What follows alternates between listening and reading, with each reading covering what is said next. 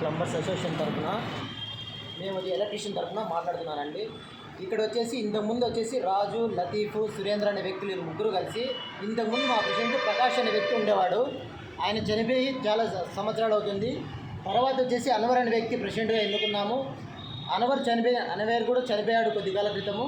తర్వాత వచ్చేసి వీళ్ళు ముగ్గురు రాజు, లతీఫ్, సురేంద్ర అనే వ్యక్తి కలిసి వీళ్ళు హ్యాండ్ ఓవర్ చేసినారు. వీళ్ళని ఎవరు ఎన్నుకోలేదు. వీళ్ళు వచ్చేసి అక్రమంగా వీళ్ళు అధికారం చెలాయిస్తూ అసోసియేషన్ని అడ్డపెట్టుకొని ఈ ప్లాట్ల విషయంలో వచ్చేసి చాలా అవకతవకలకు పాల్పడ్డారు.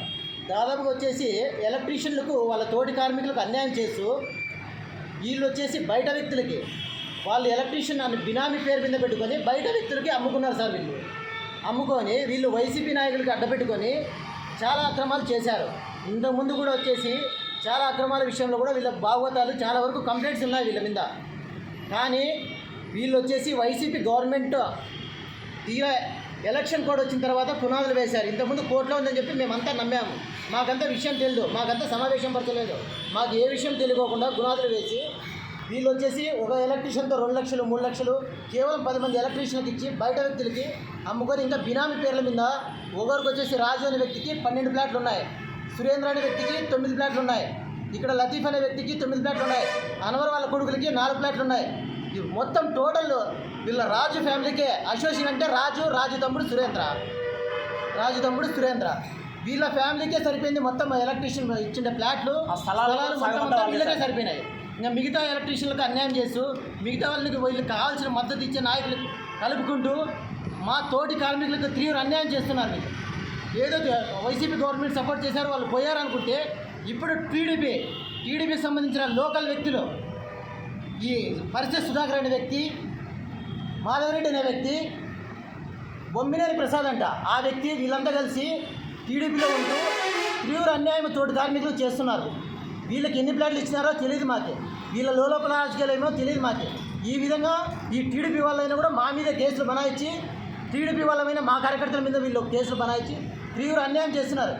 ఈ అన్యాయం వచ్చేసి మేము మొత్తం ఆల్ రౌండ్ టేబుల్ సమావేశం జరిపేసి వచ్చేసి ఇక్కడ ధర్మవరంలో ఉన్న మేధావి వర్గాన్ని అంతా కూడగట్టుకొని ఈ మొత్తం మిగతా వాళ్ళని కూడా మా ఎలక్ట్రీషియన్ అసోసియేషన్ సంబంధించి త్వరలో ధర్మవరం ఇన్ఛార్జ్ బాబు శ్రీరామ్ గారిని కలుస్తాము.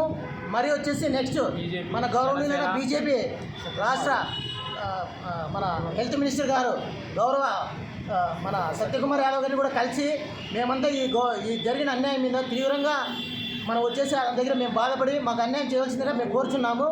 నెక్స్ట్ ఏమంటే ఇక్కడ వచ్చేసి మాకు ఇంతో స్పందించి న్యాయం చేసినది ఒక బీజేపీ మాత్రమే.